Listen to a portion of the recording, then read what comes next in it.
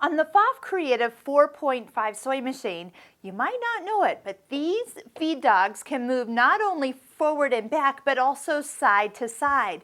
That is going to give us those wider decorative stitches that you see. You see a lot of what are called maxi stitches, such as in your bigger areas here, menu 5. But what I want to show you is in menu 6 here, in the third section, there is what is called 4 directional sewing.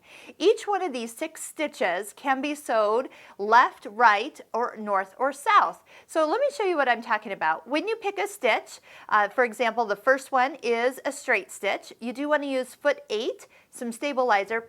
But have you ever sewed like a pant leg and you realize you have to take the whole pant leg off to get in there just so you can turn and put a patch on or turn and do some mending? Here is your answer. So let me just show you first the straight stitch. You notice you have new little arrows down here. The green plus always tells you where you're starting. So right now I'm noticing I'm going to the right, and sure enough I'm going to the right. Now this is actually a triple straight stitch, not just a single one. All right, so if I wanted to sew down, then I'll touch this, and now the fabric is going to sew like you normally would see it. And now we can come and sew to the left. Here it comes. You're just going to need to have something to guide by. Maybe you're got something with your sewing plate or something on your fabric that you can go by just to help keep it so it doesn't kind of veer as you stitch. And then here we go. Let's go ahead and we'll come back to where we started. I probably was not really watching where I started, but I can come back and then hook that up as we go back. Oh, yep, here we go.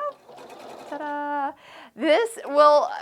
You'll find that there's other stitches other than a straight stitch where we could do a zigzag. Same thing, just follow along. The zigzag will go up and down, and then when you switch directions, it will come towards us. And so forth. We have a stitch that's more like a honeycomb stitch, so let's just pick up in the direction I need to go. We'll do that stitch. But look, I don't have to turn my fabric. So if you've ever had times where you don't want to have to turn your fabric or take something out, you definitely have some opportunities there. Let's do the one more here, the blanket stitch. Now you do notice that these stitches are preset. They don't have altering width or length, so they are the size that they are. So the machine can handle those different directions. So here's a couple other options of stitching, from the zigzag to kind of that honeycomb stitch to the blanket stitch. So next time you feel like you can't turn your fabric, select one of the stitches from the 4 direction stitching menu.